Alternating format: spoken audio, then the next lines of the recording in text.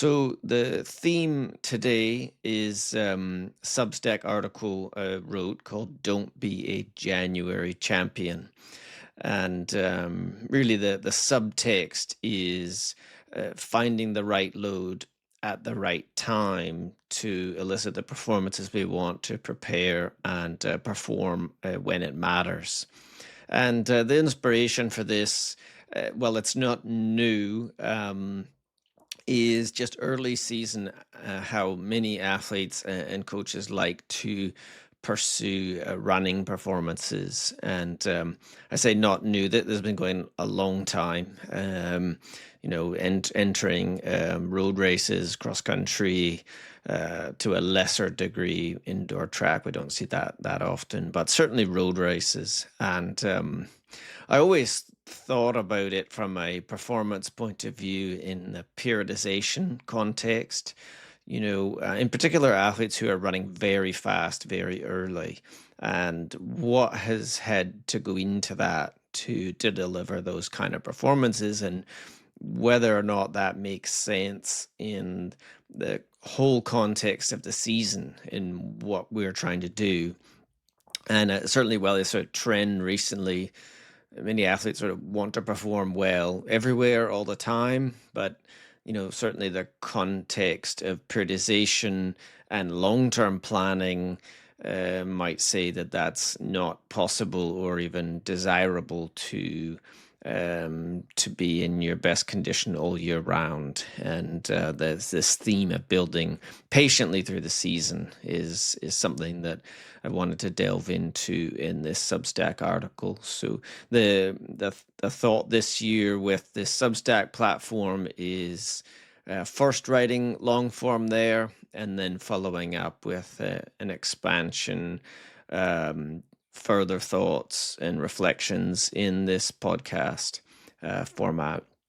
So the start was really thinking about, well, in the northern hemisphere, and there's a subtext that the southern hemisphere is a whole different problem. And having worked in Australia is something I saw firsthand as well, that athletes in the southern hemisphere have a challenge of building up to northern hemisphere summer events. And this particular problem is acute, where being in really good form very early in the season and not being able to sustain that is a particular southern hemisphere problem. And by the end of the season, athletes are flagging and have lost their chronic training load, stimulus, and then not able to compete as often as they want at their best when it really matters.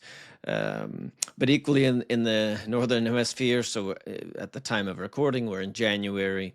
We just had Big 10K in Valencia, home of very fast running. And again, it's not just recent, but thinking over time. What does it mean if you produce your maybe best performances so early in the season? What training went into that? And how might that manifest itself over the course of the season? So in the last article and episode, we discussed kind of the most common errors seen in the build up to championship performances.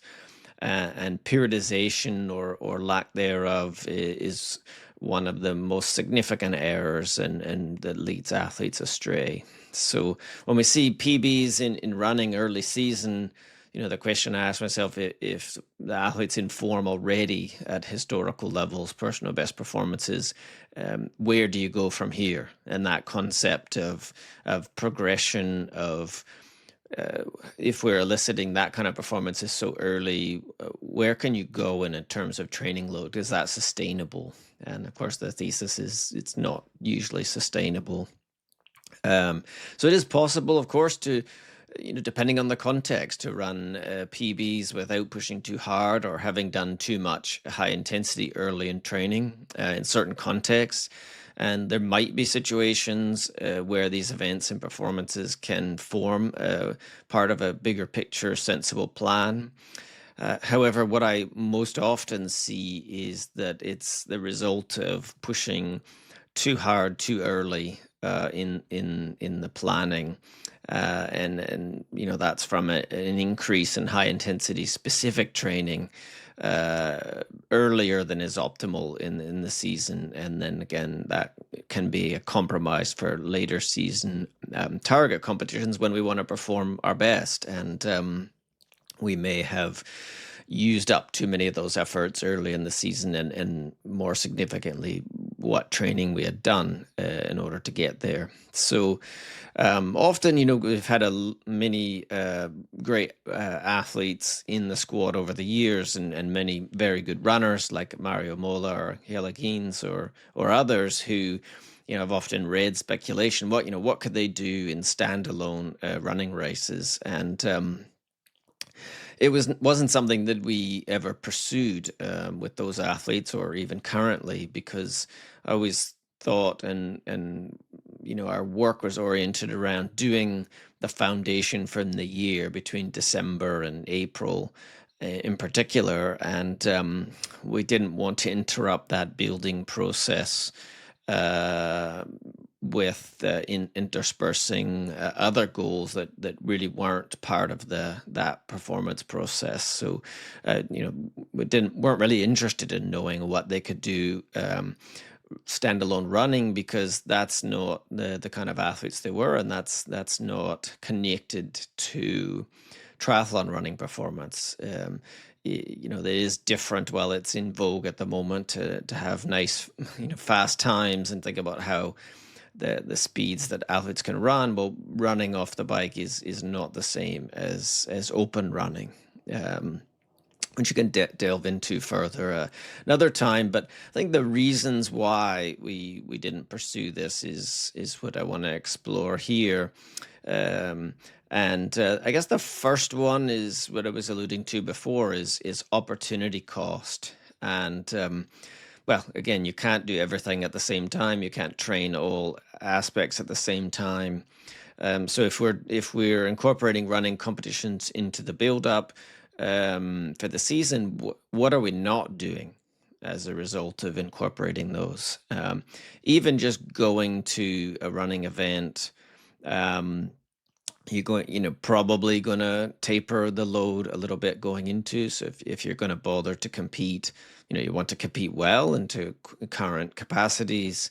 So you're going to have probably unload a little bit of going into the event, and then afterwards, the stress of a running competition, even short ones, is still going to be something that you have to take into account. And the issue is always, if you're doing that, what are you not doing? So you're not doing perhaps significant volume. You're not managing your stress levels the same way and being in control like you are in perhaps a normal run session. And all of that contributes to not building the chronic load necessary for later performances in this periodization model that I'm talking about and referring to. And that's a significant issue. And having that long-term view of periodization and performance, having a patient view is a key thing. So this also applies to other interventions that may be going on that take away from the build-up.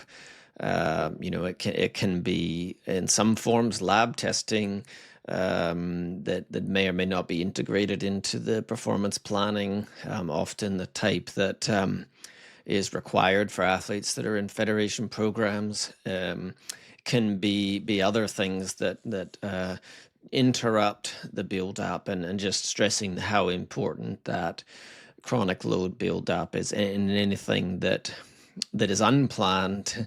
There's often unplanned interruptions to that, but anything that may interrupt that might impact the quality of the season, but also long term. I think we see athletes, for example, with chronic injuries, the issue of missed training over time. If an athlete has 1, 2, or more seasons that are impacted with significant missed training, perhaps, for example, due to running injuries, the accumulation of that over time also has an impact on whether the athlete is able to express their full potential. So we want to avoid unplanned but equally planned um, um, interruptions to the build up. So that first principle is opportunity cost. The second principle that I think about is about the right doses of intensity at the right times. And again, this is often okay. What elicits PB performances, and it's often the intensity in particular that pushes an athlete to be able to perform at historical best levels. And we know this concept of total chronic training load accumulation is a key driver of athletes achieving their potential. Certainly that's my modeling, that consistent chronic load progression over time, within the season and multi-year. And intensity management is a key way that we are able to accumulate that chronic load. So, the higher intensity type work is more likely to have issues with the sustainability, and then that's what impacts consistency. So the heuristic of never do today what's going to impact what you plan tomorrow. So never, in that concept of never do today means doing too much today, and then that may impact what you can do tomorrow, and then that's how we fall off with consistency, is particularly around intensity wise, getting off track. So, when we get ahead of ourselves and do too much too early, it's difficult to do that level of work. And I think the other principle here is athletes overestimate how much intensity they need to reach their peak performance. And while intensity and high intensity work is fun, it's sexy, it's the thing that many athletes like to do.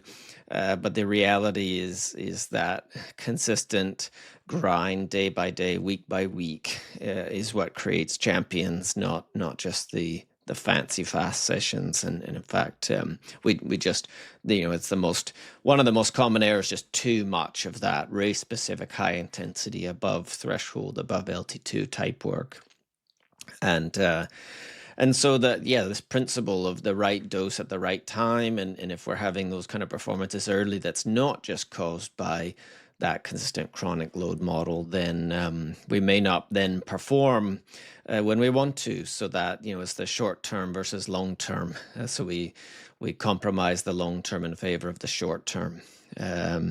So again, this patience and self-control, ego management is a key quality that we need to foster in order to achieve our long-term goals. And we also see this with young athletes who follow this type of model of wanting to compete often all year and to go fast in training. We often see the initial spark of talent and performance, and then it's quite common that we don't see from those athletes long-term progression and improvement. We see that initial performance, and then it stays basically the same, or even can regress because of the unsustainability of the approach and the over-intensification of the training. And then the third principle that I reflected on in this is how many times per year you can really put in sort of full gas efforts. So competitions, they do hit differently than training. You're not in control. There's stress, there's emotion that is different than being in training. And my working theory in this space is that you only have so many times a year you can push like that, and if you're focused in triathlon or where the big goals are, well, you don't want to use up those kind of efforts in low priority competitions, and so saving these kind of days for race days that truly matter, creating space to be able to deliver that when it truly matters, is again another big picture skill to develop and to incorporate into planning. And I've seen this also in training. How many times in training, do you go to the well? And a preferred theory is to leave one interval, one effort in the bank most of the time, so that we're not going to the well to exhaustion or deep in fatigue very often. Best to leave that a handful of times in training per year at the most, and then leave that reserve available to access on race day. And so that's a useful way to think about season planning, is saving those efforts for when it really matters. Again, it connects to the trend of periodization of short-term goals, prioritization of short-term goals, I should say.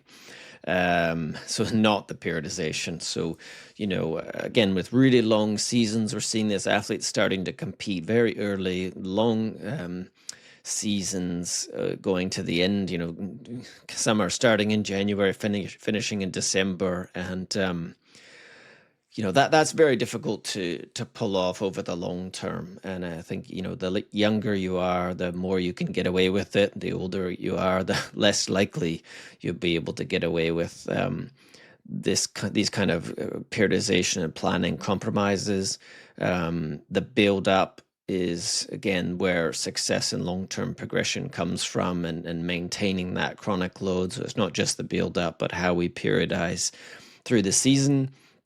Again, coming back to it, at least a sense of double periodization of re-entering endurance, chronic load accumulation after a first series of competitions. That's again where we see the most progression over the multi-year long term. So I think with a number of athletes, and we see this in cycling as well. This has been a trend the last few years, this idea that, we don't need an off season. We want to get back as soon as possible. I think these will be borne out as career shortening decisions on a longer horizon. Athletes definitely do need off seasons. I think with a benefit of some years of experience, you can see that probably the older athletes need more of an off season, not less. And in fact, athletes who have some experience return to a level of form much more quickly than you would might anticipate. And the more hay is in the barn over the long term, the more quickly athletes come back to the reasonable form.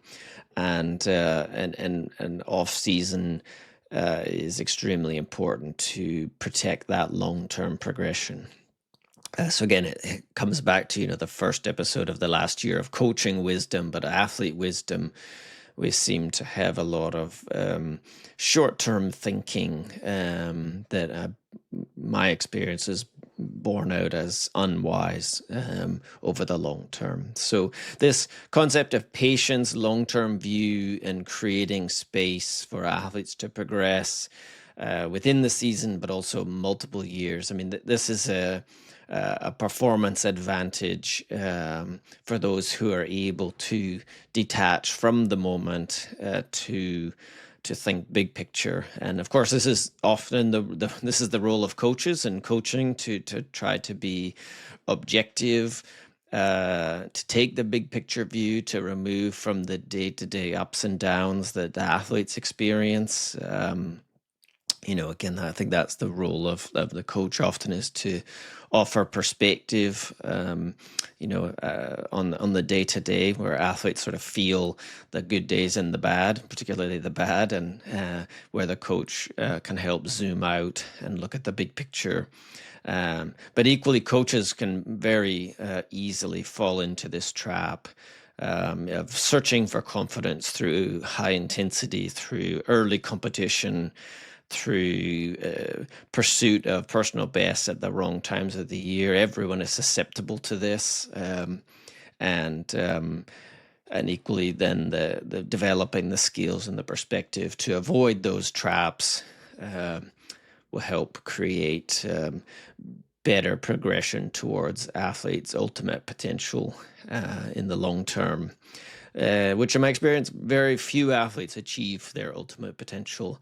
But of course, that's the job of coaching and athlete development. And for athletes, of course, you want to achieve the maximum that you are capable of, both physiologically, genetically, and through your decision making, to create the stimulus to achieve that kind of response over the very long term. So that's the article on Substack, and the expansion of trying to avoid to becoming a January champion, of performing at your best at the wrong times of the year. And in order to do that, we have to put the right load at the right time to perform and to prepare and perform when it matters. So subscribe to Substack to get the first versions, and thanks for listening. One last thing before you go. Did you know coaching is available for ambitious athletes? The ideal athlete I'd like to work with is already highly experienced and ambitious, and looking for the best possible guidance to improve their performance. Typically, I work with athletes who have gotten stuck, who reach a performance plateau, or have struggled to escape from injury or underperformances over any format, short distance or long. Well, most of my coaching has been short distance over the years. I've always been in connection with long distance.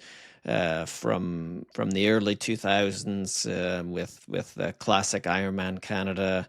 I recall fondly coaching Tom Evans to win there, and many others to today. Also possible consulting. We often do program reviews, helping athletes and or coaches with periodization, with planning, as discussed today. So if you're not looking for one-to-one coaching, certainly possible to help go through data and look for areas for performance improvement. And equally, coaches can receive support, mentorship, or guidance, both in person and online, as a kind of second set of eyes on your coaching practice, so you can support future podcasts and Substack through coaching.